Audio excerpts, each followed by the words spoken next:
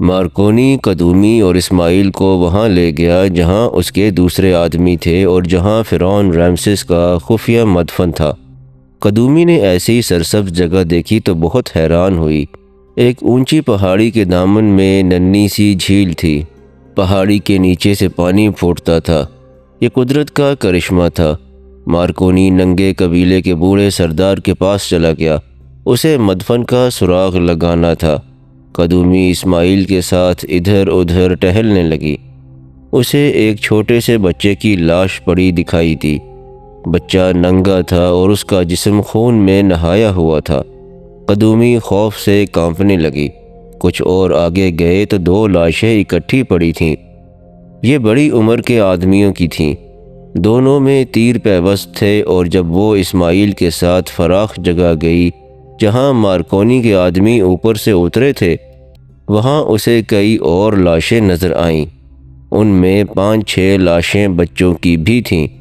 تمام لاشوں کے منہ اور آنکھیں کھلی ہوئیں اور چہروں پر اذیت اور کرب کے بھیانک تاثرات تھے۔ قدومی کسی بڑی ہی حسین دنیا کی عورت تھی۔ اس نے ایسا ہیبت ناک منظر کبھی خواب میں بھی نہیں دیکھا تھا۔ ایک بہت ہی چھوٹے سے بچے کی لاش دیکھ کر اس کی چیخ نکل گئی۔ مارکونی کے 3-4 آدمی چیخ سن کر دوڑے آئے۔ قدومی کو چکر آ گیا تھا اور اسماعیل نے اسے تھام لیا تھا۔ مارکونی کے آدمیوں کو بتایا گیا کہ وہ لاشیں دیکھ کر ڈر گئی ہے۔ ایک آدمی اس کے لیے پانی لینے کو دوڑا۔ قدومی جلد سنبھل گئی۔ اس نے پوچھا کہ یہ مرنے والے کون تھے اور انہیں کیوں قتل کیا گیا ہے؟ قدومی نے اسماعیل کی طرف دیکھا۔ اس کا رنگ پیلا پڑ چکا تھا۔ اسماعیل نے کہا، ہم سے یہ لوگ اچھے تھے جو اس خزانے کی رکھوالی کر رہے تھے۔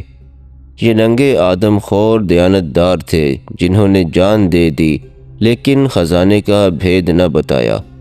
اگر یہ فرعون کا مدفن اکھاڑ کر مال و دولت نکال لے جاتے تو انہیں کون پکڑ سکتا تھا؟ مگر یہ دیانت دار تھے۔ ہم ڈاکو اور قاتل ہیں جو اپنے آپ کو مہذب سمجھتے ہیں۔ یہ مارکونی کی کارستانی ہے۔ میں اس خزانے میں سے کچھ بھی نہیں لوں گی جس کی خاطر ان معصوم بچوں اور بے گناہ آدمیوں کو اس بے دردی سے قتل کیا گیا ہے۔ قدومی نے کہا، ان کے پاس کوئی ہتھیار نظر نہیں آتا، یہ نہتے تھے۔ اس وقت مارکونی بوڑھے کے ساتھ ایک چٹان کے پیچھے گیا ہوا تھا۔ بوڑھے نے اسے کہا، اوپر چلے جاؤ، وہاں تمہیں ایک بہت بڑا پتھر جو یہیں سے نظر آ رہا ہے، اسے تم چٹان ہی سمجھ رہے ہو، اگر اسے وہاں سے ہٹا سکو تو تمہیں اس دنیا کا دروازہ نظر آئے گا جس میں رامسس دوم کا تابوت اور اس کا خزانہ رکھا ہے۔ اس چٹان کو اس وقت سے کسی نے نہیں ہلایا جب سے یہ یہاں رکھی گئی ہے۔ 15 صدیوں سے اس چٹان کو کسی نے چھوا بھی نہیں۔ ہم 15 صدیوں سے اس کی رکھوالی کر رہے ہیں۔ میں تمہیں رامسس کی موت کے واقعات اس طرح سنا سکتا ہوں جیسے وہ کل میرے سامنے مرا ہو۔ یہ مجھے باپ اور دادا نے سنائے تھے، دادا کو اس کے باپ اور دادا نے سنائے تھے، اور اس طرح 15 صدیوں کی باتیں میرے سینے میں آئیں جو میں نے اپنے قبیلے کو سنا دی ہیں۔ میں یہ باتیں بعد میں سنوں گا، مارکونی نے بےتاب ہو کر کہا، اور وہ چٹان پر چڑھ گیا۔ اسے یقین نہیں آ رہا تھا کہ اوپر کی مخروطی چٹان الگ ہے یا الگ کی جا سکتی ہے۔ اس نے ادھر ادھر سے دیکھنے کی کوشش کی مگر اسے کوئی ایسی جگہ نظر نہ آئی جس سے یہ چٹان الگ معلوم ہوتی ہے۔ وہ نیچے اتر آیا۔ میں جانتا ہوں تم یقین نہیں کرو گے کہ اس چٹان کے 2 حصے ہیں، بوڑھے نے کہا۔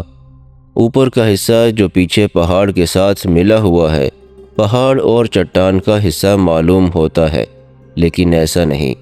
یہ انسانی ہاتھوں کا کمال ہے۔ اس کی ساخت قدرتی لگتی ہے، لیکن یہ انسانوں کی کاریگری ہے۔ رامسس نے یہ اپنی نگرانی میں بنوایا تھا۔ اس کے نیچے اور پہاڑ کے سینے میں جو دنیا آباد ہے، وہ رامسس نے اپنی زندگی میں تیار کرائی تھی، اور اسے باہر کی دنیا کے انسانوں سے تا قیامت بچائے رکھنے کے لیے اس نے یہ چٹان بنوائی، رکھوا کر دیکھی۔ اور ان آدمیوں کو قید میں ڈال دیا تھا جنہوں نے اس کا مدفن اور چٹان تیار کی تھی۔ وہ مر گیا تو اس کا تابوت یہاں لایا گیا، اس کا ضرورت کا سامان اندر رکھا گیا، کاریگروں کو قید سے نکال کر اوپر چٹان رکھوائی گئی اور ان تمام آدمیوں کو قتل کر دیا گیا۔ 12 آدمیوں کو یہاں غاروں میں آباد کیا گیا، انہیں مصر کی 12 خوبصورت عورتیں دی گئیں، انہیں غاروں میں رہنے کو کہا گیا، ان کے ذمے اس جگہ کی رکھوالی تھی۔ آج تم نے جنہیں قتل کر دیا اور میں جو زندہ ہوں انہی 12 آدمیوں اور 12 عورتوں کی نسل سے ہیں۔ اس چٹان کو ہم وہاں سے ہٹا کس طرح سکتے ہیں؟ مارکونی نے پوچھا۔ تمہاری آنکھیں کہاں ہیں؟ بوڑھے نے پوچھا۔ تمہاری عقل کہاں ہے؟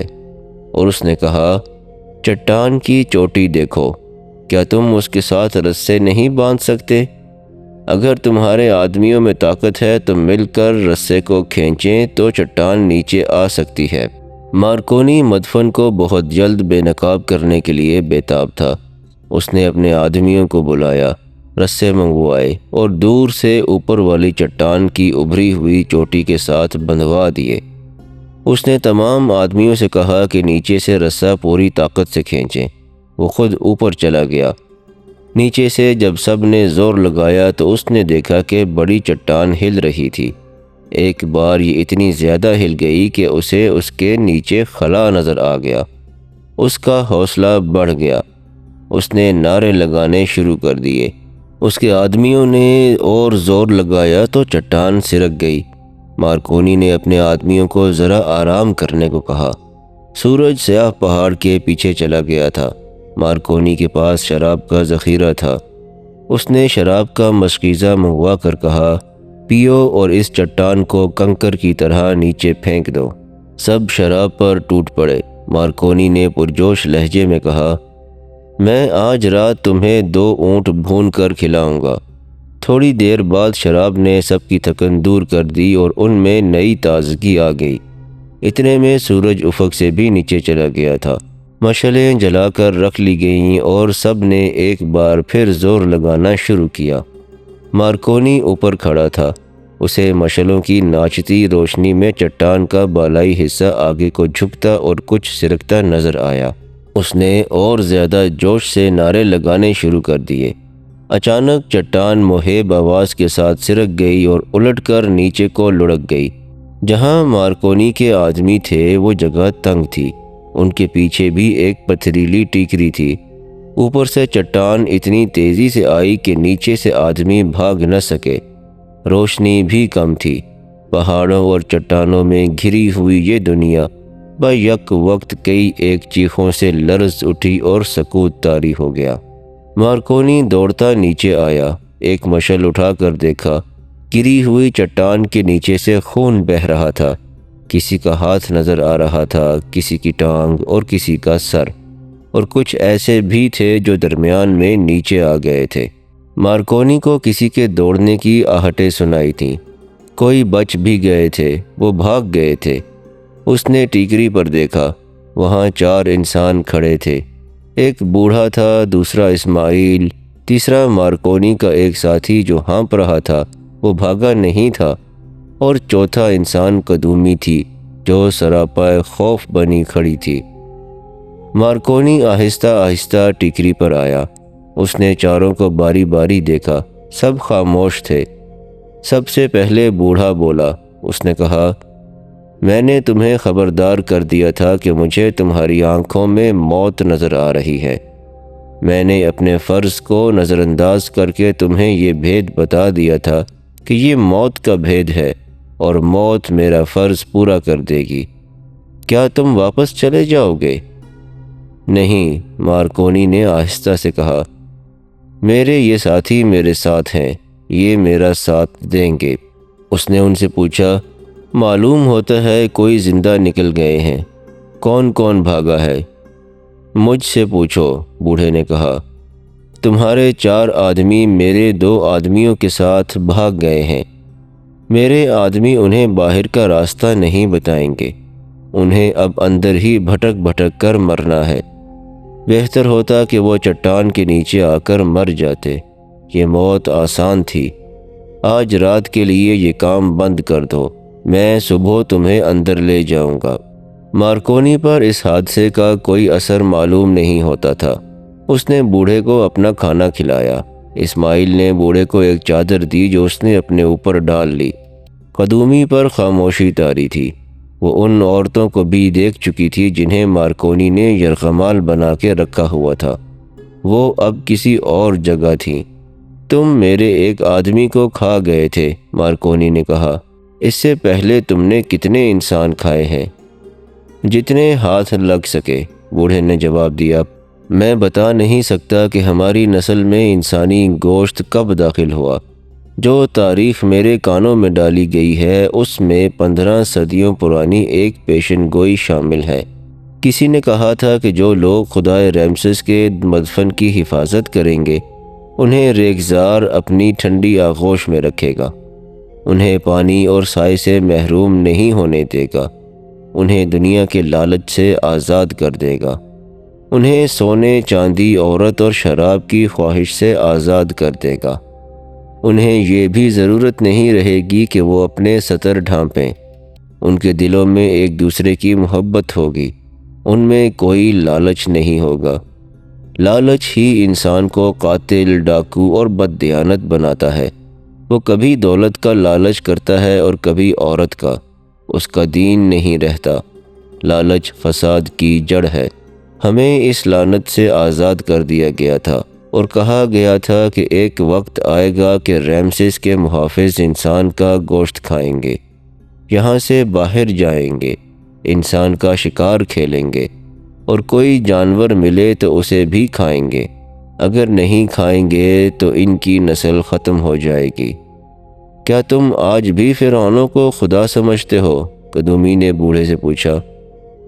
انسان بڑی کمزور چیز ہے، اپنے خدا بدلتا رہتا ہے، بوڑھے نے کہا، اور کبھی انسان خود ہی خدا بن جاتا ہے۔ اس وقت تم لوگ میرے خدا ہو، کیونکہ میری جان اور میری بچیوں کی عزت جو تمہاری قید میں ہے تمہارے ہاتھ میں ہے۔ میں نے تم پر یہ راز تمہیں خدا سمجھ کر فاش کر دیا ہے، کیونکہ میں مرنے سے ڈرتا ہوں اور اپنی بچیوں کو بے آبرو کرنے سے ڈرتا ہوں۔ فرعون نے بھی تمہاری طرح اپنے وقت کی مخلوق کی گردن پر بھوک اور بیگار کی چھری رکھ کر کہا تھا کہ میں خدا ہوں۔ انسان نے مجبور ہو کر کہا، ہاں تم ہی خدا ہو۔ بھوک اور مفلسی انسان کو حقیقت سے بہت دور لے جا کر پھینک دیتی ہے۔ اس کے اندر کا انسان مر جاتا ہے، جسے حقیقی خدا نے اشرف المخلوقات کہا تھا۔ اس کا صرف جسم رہ جاتا ہے۔ جسے پیٹ کی آگ جلاتی ہے تو وہ اس انسان کے آگے سجدے کرنے لگتا ہے جو اس کے پیٹ کی آگ ٹھنڈی کرتا ہے۔ انسان کی اسی کمزوری نے بادشاہ پیدا کیے، ڈاکو اور رہزن پیدا کیے، انسان کو حاکم اور محکوم، ظالم اور مظلوم بنایا۔ لوگ کہتے ہیں کہ انسان کو بھوک نے بدی سے آشنا کیا۔ یہ غلط ہے۔ انسان کو بدکار ذر و جواہرات نے بنایا ہے۔ تم کون ہو؟ کیا ہو؟ اس نے قدومی سے پوچھا۔ ان میں سے کس کی بیوی ہو؟ ان میں سے کسے اپنا آدمی کہہ سکتی ہو؟ بوڑھے کو معلوم ہو چکا تھا کہ قدومی قاہرہ کی رقاصہ ہے۔ قدومی اس کے سوال سے اور پریشان ہو گئی۔ وہ پہلے ہی پریشان تھی۔ بوڑھے کے سوال نے اس کا پسینہ نکال دیا۔ بوڑھے نے اسے خاموش دیکھ کر کہا، تم اپنے حسین چہرے اور جوانی کی بدولت اپنے آپ کو خدا سمجھتی ہو اور تمہاری خواہش کرنے والے تمہیں خدا کہتے ہیں۔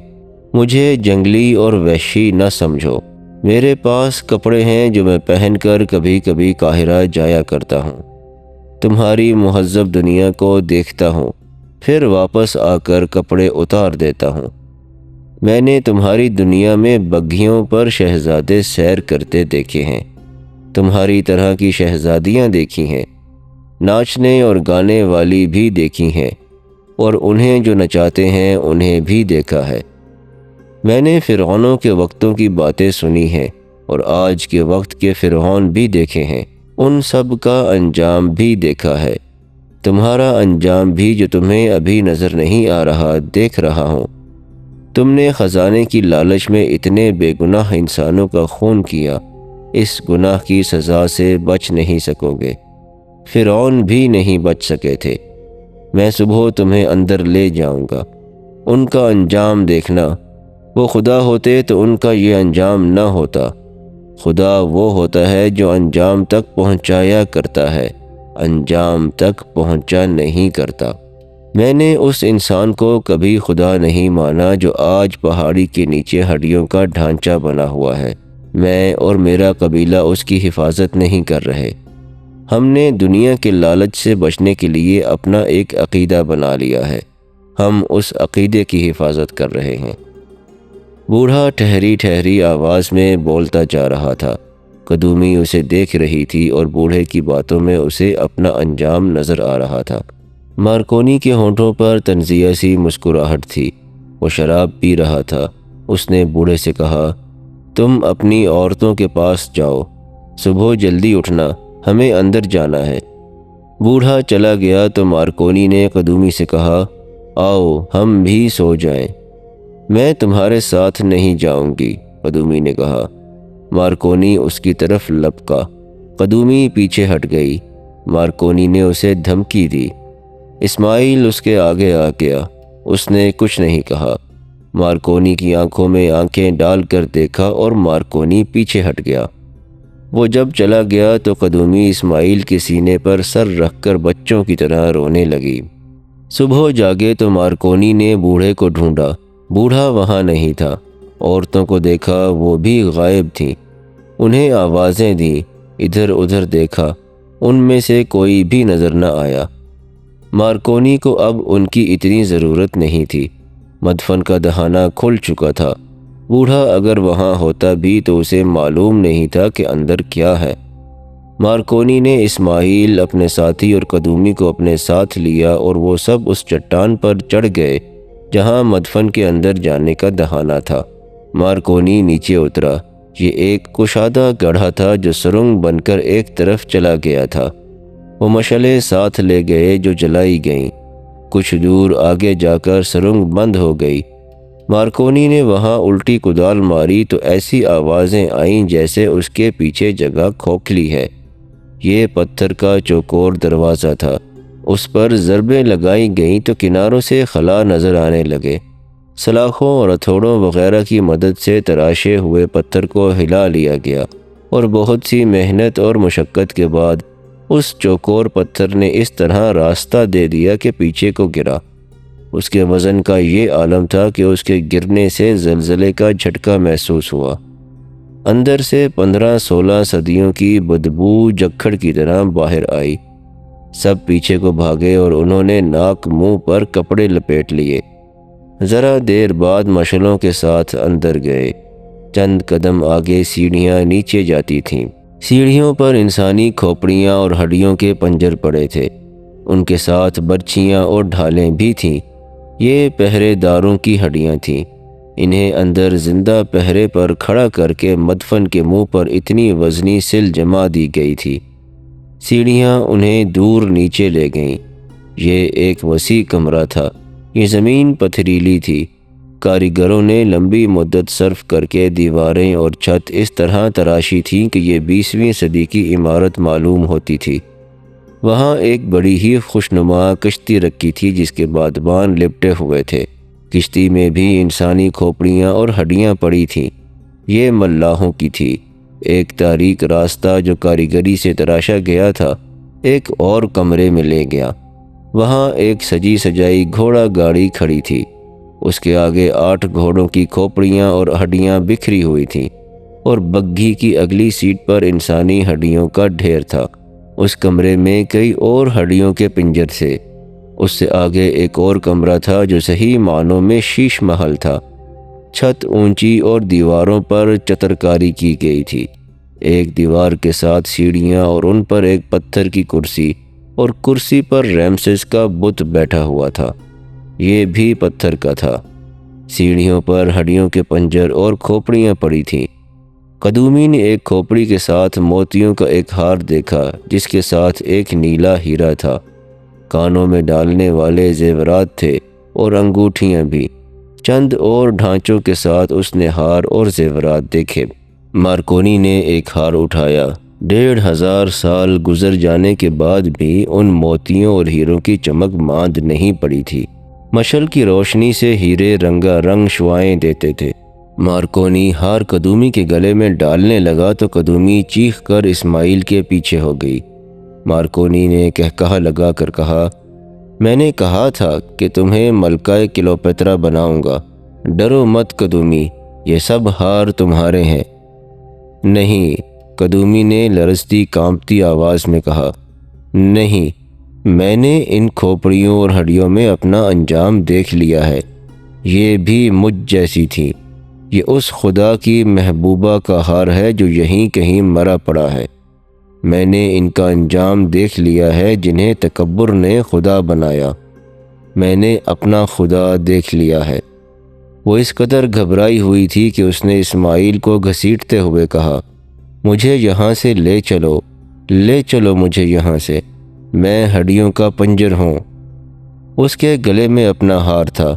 اس نے یہ ہار اتار کر ہڈیوں پر پٹخ دیا، انگلیوں سے بیش قیمت انگوٹھیاں اتار کر پھینک دیں اور چلانے لگی، میں نے اپنا انجام دیکھ لیا ہے، میں نے خدا دیکھ لیا ہے، مجھے یہاں سے لے چلو۔ مارکونی ایک اور کمرے میں جا چکا تھا۔ اسماعیل نے قدومی سے کہا، ہوش میں آؤ، ہم چلے گئے تو یہ سارا خزانہ یہ دونوں صلیبی اٹھا لے جائیں گے۔ اسماعیل کو ایک اور راستہ نظر آ گیا۔ مشعل اس کے ہاتھ میں تھی۔ وہ قدومی کو اس طرف لے گیا اور وہ ایک اور فراخ کمرے میں داخل ہوئے۔ درمیان میں ایک چبوترے پر تابوت رکھا تھا۔ چہرہ ننگا تھا۔ یہ تھا فرعون رمسیس دوم جس کے آگے لوگ سجدے کرتے تھے۔ اس کی لاش حنوط کی ہوئی تھی۔ چہرہ بالکل صحیح تھا۔ آنکھیں کھلی ہوئی تھیں۔ اسماعیل اس چہرے کو بہت دیر تک دیکھتا رہا۔ قدومی نے بھی دیکھا۔ پھر انہوں نے ایک دوسرے کی طرف دیکھا۔ انہوں نے ادھر ادھر دیکھا تو وہاں بھی ہڈیوں کے پنجر نظر آئے اور وہیں انہیں بڑے خوشنما بکس بھی دکھائی دیے۔ ایک بکس کا ڈھکنا کھلا تھا۔ انہوں نے دیکھا کہ اس میں سونے کے زیورات اور ہیرے پڑے تھے۔ ان پر ایک انسانی بازو کی ہڈی اور ایک ہاتھ کی ہڈیاں پھیلی ہوئی تھیں۔ بکس کے ساتھ کھوپڑی اور باقی ہڈیاں پڑی تھیں۔ انسان، اسماعیل نے کہا، اس شخص نے مرنے سے پہلے یہ زیورات اور ہیرے اٹھانے کی کوشش کی۔ اسے امید ہوگی کہ یہاں سے نکل بھاگے گا، مگر دم گھٹنے سے خزانے کے اوپر مر گیا۔ بوڑھے نے ٹھیک کہا تھا کہ انسان کی دشمن بھوک نہیں، ہوس ہے۔ اس نے بکس کی طرف ہاتھ بڑھا کر کہا، قدومی، تم بھی ہوس لے کے آئی ہو، میں تمہیں کچھ دے دوں؟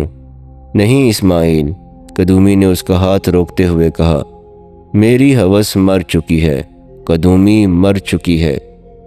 اسماعیل نے پھر بکس میں ہاتھ ڈالا۔ قدومی نے چلا کر کہا، بچو اسماعیل۔ اسماعیل استاد تھا۔ وہ ایک طرف گر کر لڑک گیا اور اٹھا۔ اس نے دیکھا کہ مارکونی تلوار سونپے اس پر حملہ آور ہوا تھا۔ اس کی تلوار کا وار بکس پر پڑا۔ مارکونی کی آواز سنائی دی، یہ میرا خزانہ ہے۔ اتنے میں مارکونی کا ساتھی بھی آ گیا۔ اسماعیل کے پاس خنجر تھا جس سے وہ تلوار کا مقابلہ نہیں کر سکتا تھا۔ قدومی کو قریب ہی ایک برچھی پڑی نظر آ گئی۔ مارکونی اسماعیل پر وار کر رہا تھا جو وہ مشعل سے روک رہا تھا۔ مارکونی کے ساتھی نے بھی اسماعیل پر حملہ کیا۔ دونوں صلیبی خزانہ دیکھ کر پاگل ہو چکے تھے۔ قدومی کو انہوں نے نہ دیکھا کہ وہ کیا کر رہی ہے۔ جو ہی مارکونی کی پیٹھ قدومی کی طرف ہوئی، قدومی نے پوری طاقت سے برچھی اس کے پہلو میں اتار دی۔ برچھی نکال کر ایک اور وار کیا اور اسے لڑکا دیا۔ اس کا ایک ہی ساتھی رہ گیا۔ وہ قدومی پر تلوار کا وار کرنے کو لپکا تو اسماعیل نے خنجر سے اس کے پہلو سے پیٹ چیر ڈالا۔ قدومی جو خزانے میں سے حصہ لینے گئی تھی، اپنے گلے کا ہار، بیش قیمت 2 انگوٹھیاں اور کانوں کے زیورات وہاں پھینک کر اسماعیل کے ساتھ باہر نکل آئی۔ دہانے والے دروازے سے نکلتے ہوئے اسماعیل نے جلتی ہوئی مشعل اندر ہی پھینک دی۔ وہ دونوں ان اشیاء کے علاوہ بہت کچھ اندر ہی پھینک آئے تھے۔ قدومی کو جب باہر کی تازہ ہوا لگی تو اس نے اسماعیل سے کہا، ہم کہاں سے آئے ہیں؟ کیا تم مجھے پہچان سکتے ہو؟ میں کون ہوں؟ میں بھی کچھ ایسے ہی محسوس کر رہا ہوں، اسماعیل نے کہا۔ ہم شاید سارے گناہ اندر ہی پھینک آئے ہیں۔ اس علاقے سے باہر نکلنے کا راستہ انہیں معلوم تھا۔ وہ باہر نکل گئے۔ باہر تھوڑے سے اونٹ کھڑے تھے، باقی معلوم نہیں کہاں غائب ہو گئے تھے۔ وہ 2 اونٹوں پر بیٹھے اور قاہرہ کی سمت روانہ ہو گئے۔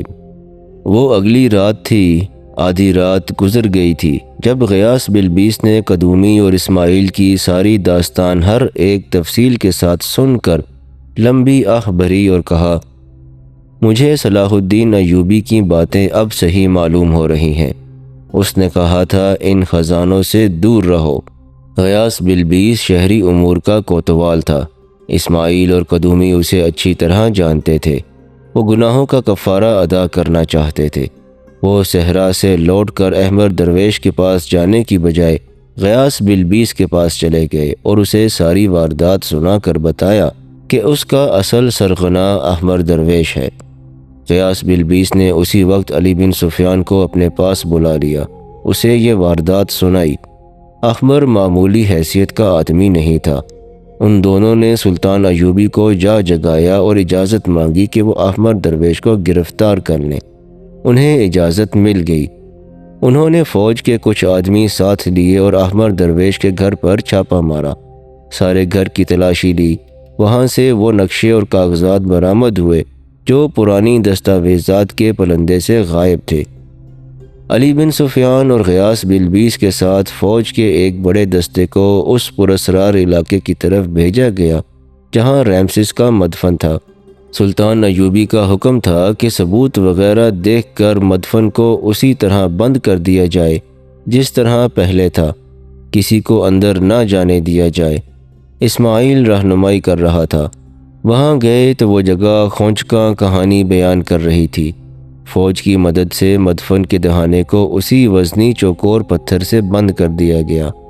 چٹان جو نیچے پڑی تھی اسے فوج کی ایک بڑی جمعیت نے رسوں اور زنجیروں سے اوپر کیا اور فرعون ایک بار پھر نظروں سے اوجھل ہو گیا، مگر اب وہ اپنے جیسے 2 اور گناہ گاروں کی لاشیں اپنے مدفن میں لے گیا۔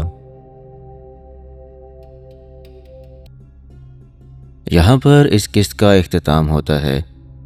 اگر آپ کو انداز بیان پسند آیا ہو تو اس ویڈیو کو لائک ضرور کیجیے گا اور ہمارے چینل کے ساتھ جڑے رہنے کے لیے ہمارے چینل کو سبسکرائب بھی کر لیجیے گا۔ انشاءاللہ اگلی قسط میں حاضر ہوتے ہیں۔ تب تک کے لیے اپنے اور اپنے آس پاس کے تمام لوگوں کا بہت خیال رکھیے گا۔ اللہ نگہبان۔